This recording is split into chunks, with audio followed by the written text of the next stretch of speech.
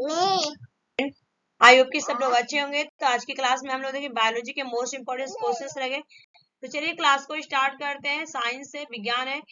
मनुष्य में कुल कितनी हड्डियां होती हैं? आंसर होगा आपका 206। B is the right answer.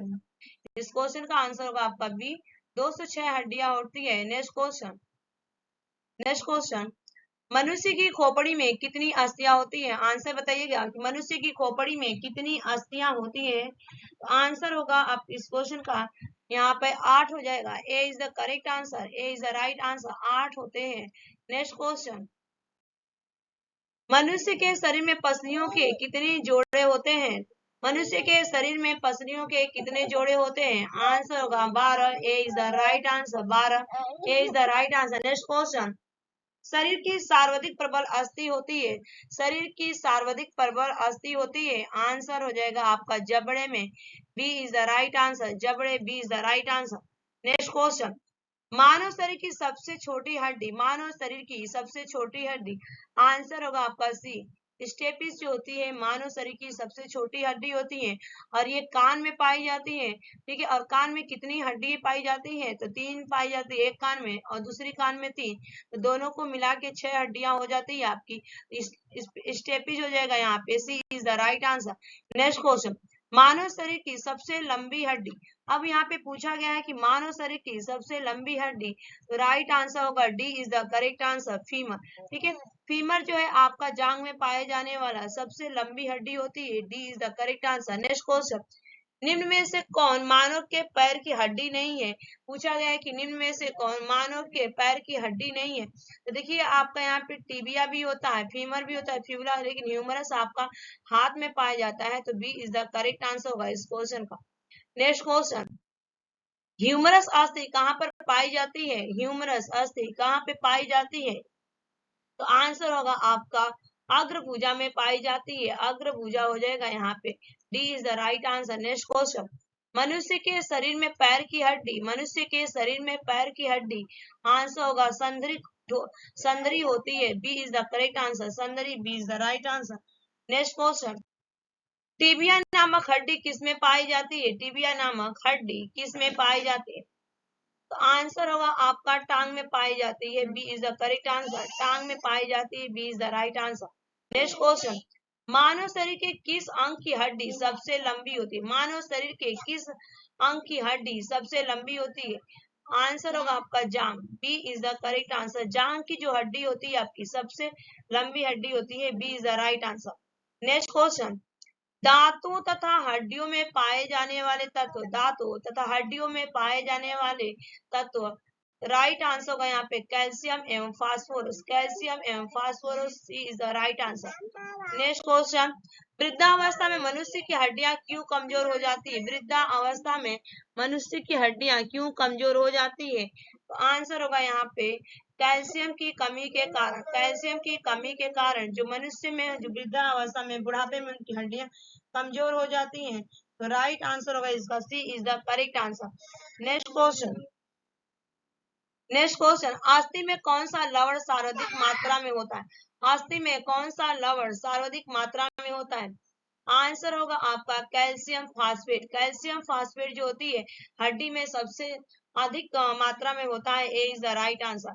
Next question, अस्थियों एवं पेशियों को आपस में जोड़ता है। अस्थियों एवं पेशियों को आपस में जोड़ता है, उन्हें क्या कहते हैं? तो राइट आंसर होगा टेंडन कहा जाता है। B is the correct answer, tendon. Next question, मनुष्य के जीवन काल में कितने दांत 2 बार विकसित होते हैं? मनुष्य के जीवन काल में कितने दांत 2 बार विकसित होते हैं? आंसर होगा 20। C is the right answer. 20 C is the right answer होगा आपका। नेक्स्ट क्वेश्चन, मनुष्य में पाचन की अधिकांश भाग किस अंग में संपन्न होता है? मनुष्य में पाचन का अधिकांश भाग किस अंग में संपन्न होता है?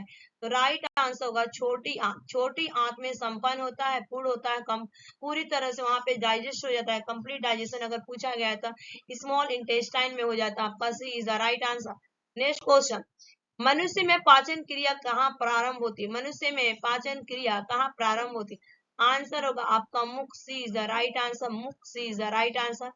नेक्स्ट क्वेश्चन, मानव शरीर की पाचन नली लगभग कितनी लंबी फीट होती है? मानव शरीर की पाचन नली लगभग कितनी लंबी होती है, कितनी फीट लंबी होती है? तो राइट आंसर होगा इस क्वेश्चन का यहाँ पे 32 फीट होती है। छोटी आंत 32 फीट की होती है। D is the right answer. Next question, मुख में स्टार्च का सकरा में पाचन किसके द्वारा होता है? मुख में स्टार्च का सकरा में पाचन किसके द्वारा होता है? तो राइट आंसर होगा टाइलिन के द्वारा होता है। B is the correct answer, जो कि एक एंजाइम होता है। B is the right answer. Next question, पाचन तंत्र का हिस्सा नहीं है, पाचन तंत्र का हिस्सा नहीं है आपका यकृत है, पिशाचे है, आंत्र है, लेकिन कार्निया आपका नहीं है। कार्निया जो होता है आपकी आंख में पाई जाती है, और इसी में जो आपका ब्लड नहीं पाया जाता है, ब्लड के कारण इसमें ऑक्सीजन की इसको जरूरत नहीं है। इसी कार्निया को क्या करते हैं हम, 4 घंटा जब कोई आदमी मर जाता है, कोई व्यक्ति मर जाता है, तो डोनेट किया जाता है, दान किया जाता है नेत्र का। तो C is the right answer. Next question, शरीर के लिए एंजाइम आवश्यक होते हैं क्यों? शरीर के लिए एंजाइम आवश्यक होते हैं क्यों? तो राइट आंसर, ये जीव रासायनिक क्रियाओं के उत्प्रेरक है। ये जीव रासायनिक क्रियाओं के उत्प्रेरक है।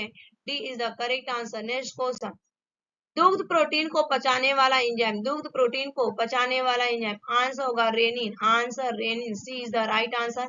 नेक्स्ट क्वेश्चन, अधिकतम पोषक तत्व रक्त में कहां से अवशोषित किए जाते हैं? अधिकतम पोषक तत्व रक्त में कहां से अवशोषित किए जाते हैं? तो आंसर होगा छोटी आंत। आंसर होगा आपका छोटी आंत। C is the right answer. Next question, लार में कौन सा एंजाइम पाया जाता है? लार में कौन सा एंजाइम पाया जाता है? लार में आपका टाइलिन एंजाइम पाया जाता है। B is the correct answer. B is the right answer. Next question, पेट में भोजन को पचाने के लिए निम्नलिखित में से किसकी खास आवश्यकता होती है? आंसर होगा आपका enzyme. C is the correct answer. Enzyme जो होता है पेट में भोजन को पचाने के लिए इसकी महत्वपूर्ण भूमिका होती है। C is the right answer. Next question, लार किसके पाचन में सहायक होती है? लार किसके पाचन में सहायक होती है? तो आंसर होगा आपका starch. Starch. B is the right answer, starch. Next question, मानव के अमाशय में डैश मानव के अमाशय में अम्ल डैश उत्पन्न होता है जो भोजन के पाचन में सहायक करता है। मानव के अमाशय में अम्ल डैश उत्पन्न होता है जो भोजन के पाचन में सहायक होता है। राइट आंसर होगा हाइड्रोक्लोरिक अम्ल होता है। इसका फॉर्मूला होता है HCl होता है, HCl। C is the right answer. Next question, मानव शरीर में भोजन का रक्त द्वारा अवशोषण कहाँ सर्वाधिक होता है?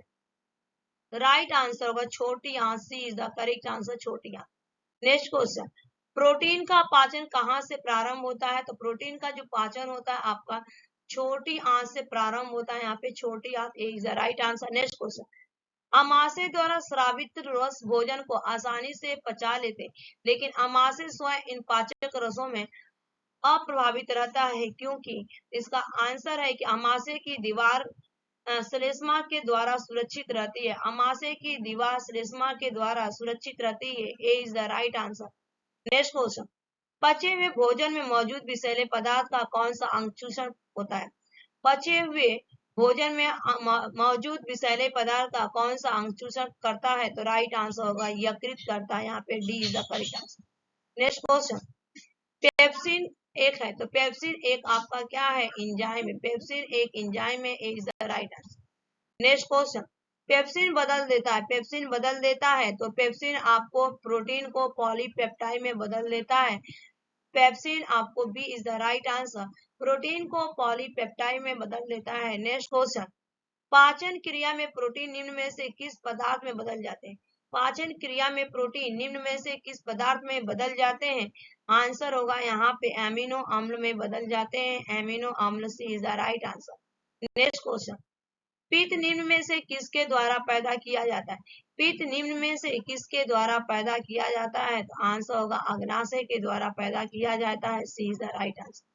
नेक्स्ट क्वेश्चन, निम्न में से वह अंग कौन सा है जो मानव शरीर में ग्लाइकोजन के रूप में कार्बोहाइड्रेट को जमा करता है? आंसर होगा आपका यकृत। D is the correct answer, यकृत। नेक्स्ट क्वेश्चन, पित्त का प्रमुख कार्य होता है, पित्त का प्रमुख कार्य क्या होता है? आंसर होगा यहाँ पे आपका वसा का पायशीकरण करना, वसा का पायशीकरण। C is the right answer. Next question, पित्त जमा होता है, तो पित्त आपका जमा होता है अगर मैं बात करूं तो यकृत में जमा होता है, अकृत हो जाएगा यहाँ पे। C is the right answer. Next question, सर्वप्रथम रक्त परिसंचरण तंत्र का अध्ययन किसने किया था? आंसर होगा यहाँ पे हार्वे ने किया था, हार्वे, विलियम हार्वे ने। D is the right answer. Next question, pacer maker का संबंध किससे है? पेस मेकर का संबंध किससे है? आंसर होगा हृदय से संबंधित है। D is the right answer, हृदय।